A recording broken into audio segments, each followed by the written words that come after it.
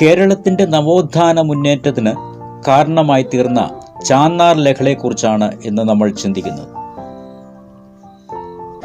18-ാം നൂറ്റാണ്ടിന്റെ അവസാന ഘട്ടത്തിൽ നാടാർ സമുദായത്തിൽപ്പെട്ട സ്ത്രീകൾ മാറുമറയ്ക്കുന്നതുമായി ബന്ധപ്പെട്ട് തെക്കൻ തിരുവിതാംകൂറിൽ പൊട്ടിപ്പുറപ്പെട്ട ഒരു സംഘർഷമാണ് ചാന്നാർ ലഹള എന്ന് അറിയപ്പെടുന്നത്. മാറുമറയ്ക്കൽ സമരം, ശീലവഴക്ക്, മുലമാറാപ്പ് വഴക്ക്, മേൽശീല കലാപം, നാടാർ ലഹള എന്നീ പേരുകളിലും ഈ ലഹള രേഖപ്പെടുത്തിയിട്ടുണ്ട്. കേരളത്തിലെ അധകൃത വർഗക്കാരുടെ വിമോചന ചരിത്രത്തിലെ ആദ്യ സമരമായി ചാന്നാർ ലഹളയെ വിശേഷിപ്പിക്കാവുന്നതാണ്. തുടർന്ന് കേരളത്തിലുണ്ടായ സാമൂഹിക വളർച്ചയ്ക്കും പുരോഗതിക്കും പ്രധാന കാരണം ചാന്നാർ ലഹള എന്ന് അറിയപ്പെട്ട ഈ സാമൂഹിക പരിഷ്കരണ പ്രസ്ഥാനമായിരുന്നു. അനീതിക്കും അസമത്വത്തിനുമെതിരായി പിന്നീട് നടന്ന പല സമരങ്ങൾക്കും പ്രചോദനമായി തീർന്നത് ഈ ലഹളയായിരുന്നു എന്നത് നിഷേധിക്കാൻ കഴിയാത്ത ചരിത്ര വസ്തുതയാണ്. കേരളത്തിൽ ഒരു കാലം വരെ ജാതി വ്യവസ്ഥയ്ക്ക് മുകളിൽ നിന്നിരുന്ന ബ്രാഹ്മണ സ്ത്രീകൾക്ക് പോലും പുറത്തിറങ്ങുമ്പോൾ മാത്രമേ മാറുമറയ്ക്കാൻ അവകാശമുണ്ടായിരുന്നുള്ളൂ.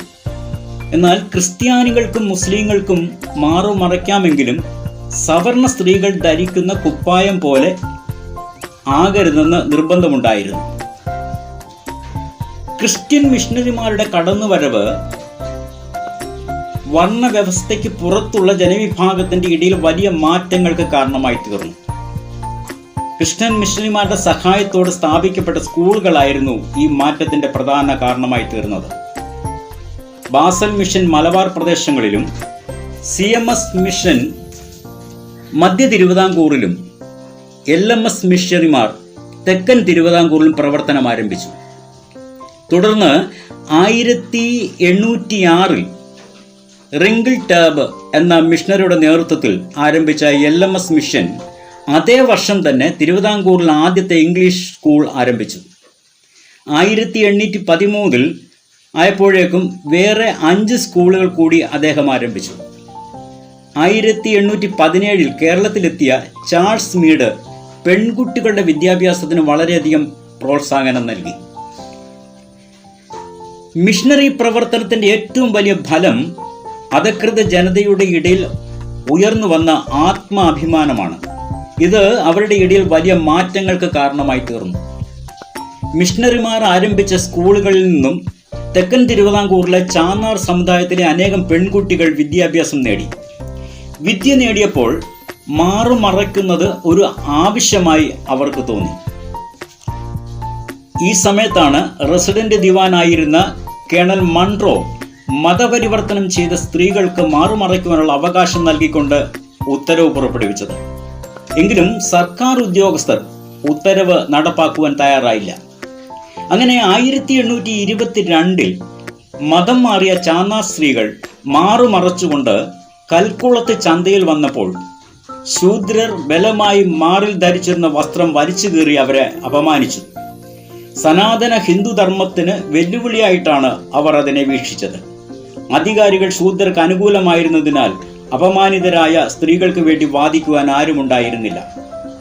അവർ വളരെ വിഷമത്തോടുകൂടി മിഷണറിമാരോട് പരാതിപ്പെട്ടു. ഈ പരാതിയെ തുടർന്ന് റവറൻ മീഡ് കോടതിയെ സമീപിച്ചു. ഈ വിഷയത്തിൽ കോടതി ഇടപെടുകയും അടുത്ത ദിവസം തന്നെ ചാന്നാർ സ്ത്രീകൾക്ക് അനുകൂലമായ വിധി ഉണ്ടായി.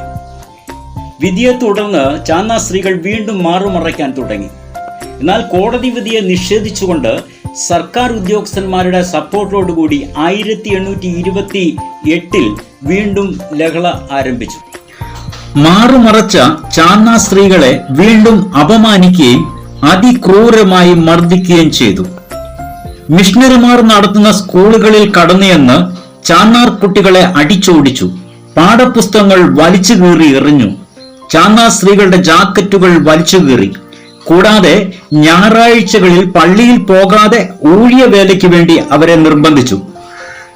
പത്മനാഭപുരം കൊട്ടാരത്തിലേക്ക് ആനയ്ക്ക് ഓലമടൽ ചുമന്നുകൊണ്ടുവന്നവരെ ചാന്നാർമാർ തടഞ്ഞു നിർത്തി. ചുമപ്പിച്ച ശൂദ്രന്മാരെ കൊണ്ട് തിരിച്ചു ചുമപ്പിച്ചു. വിവരമറിഞ്ഞ സവർണർ ഇളകി മറിഞ്ഞു. അതിന്റെ പ്രതികാരമായി ചാന്നാർമാരുടെ കുടിലുകൾ കത്തിച്ചു. അവർ കാടുകളിലേക്ക് ഓടി രക്ഷപ്പെട്ടു. സ്ഥലത്തെത്തിയ റവറന്റ് മീഡിനെ വധിക്കുവാൻ സവർണ തീരുമാനിച്ചു. എന്നാൽ തക്ക സമയത്ത് ബ്രിട്ടീഷ് പട്ടാളം ഇടപെട്ടതുകൊണ്ട് മീഡ് രക്ഷപ്പെട്ടു. 1828 ലഹളയുടെ പ്രതികാര നടപടി എന്നോണം 14 ചാന്നാർ യുവാക്കളുടെ പേരിൽ കൊലക്കുറ്റം ചുമത്തി. പിന്നീട് ഈ 14 ചാന്നാർ ക്രിസ്ത്യൻ യുവാക്കളെയും വധിക്കുകയുണ്ടായി. ഈ സംഭവം സ്വയം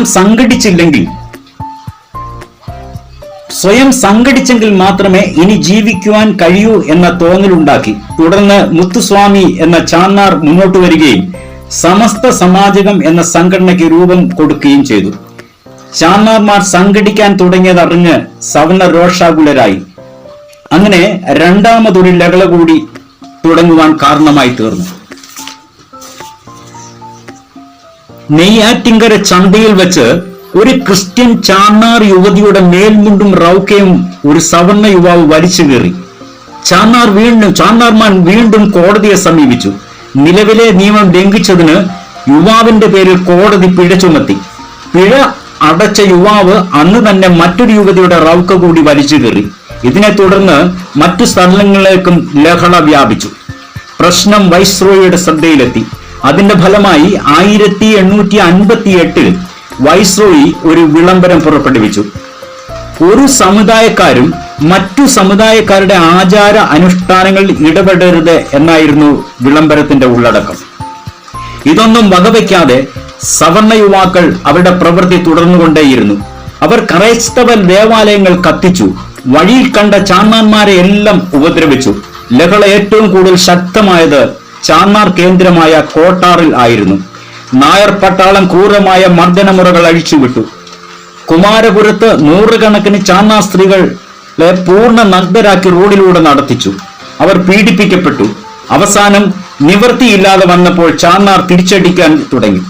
അവർ സംഘടിച്ചു. പല സ്ഥലങ്ങളിലും പരസ്പരം ഏറ്റുമുട്ടലുകളുണ്ടായി. അവിടെയെല്ലാം ചാന്നാർമാർ വിജയിച്ചു. സർക്കാർ എല്ലാ കുറ്റവും ചാന്നാർമാരുടെ മുകളിൽ ചുമത്തി. കഠിനമായ മർദ്ദനമുറകൾ അഴിച്ചുവിട്ടു. ലോക്കപ്പ് മരണം പതിവായി തീർന്നു. വിവരമറിഞ്ഞെത്തിയ മിഷണറിമാരെ അപമാനിച്ചു മടക്കി അയച്ചു. എത്ര പേർ ലോക്കപ്പിൽ കിടന്ന് മരിച്ചെന്ന് കണക്കില്ല. അവസാനം മദ്രാസ് ഗവർണർ ഇടപെടേണ്ടി വന്നു. അന്ന് മദ്രാസ് ഗവർണറായിരുന്ന ലോർഡ് ഹാരിസ് പ്രസിഡന്റിന് അയച്ച കത്തിൽ ഇപ്രകാരം എഴുതി: സത്യവും ന്യായവും മാത്രമല്ല, നമ്മുടെ സാമാന്യമായ മനുഷ്യത്വ ബോധം പോലും ഇങ്ങനെ ഒരു ഭാഗത്ത് അണിനിരത്തിയിട്ടുള്ള ഒരു വിവാദം ഞാൻ കണ്ടിട്ടില്ല. ഇത്തരമൊരു സന്ദർഭത്തിൽ നാം വളരെ ഉറച്ച നിലപാടെടുത്തില്ലെങ്കിൽ സംസ്കാരമുള്ള ലോകത്തിന്റെ കണ്ണിൽ നാം നാണം കെട്ടവരായി തീരും. അവസാനം മദ്രാസ് ഗവർണറുടെ നിരന്തര ഇടപെടൽ മൂലം തിരുവിതാംകൂർ രാജാവ് ഒരു വിളംബരം പ്രഖ്യാപിച്ചു. അതിന്റെ പ്രധാന ഭാഗം ഇങ്ങനെയായിരുന്നു: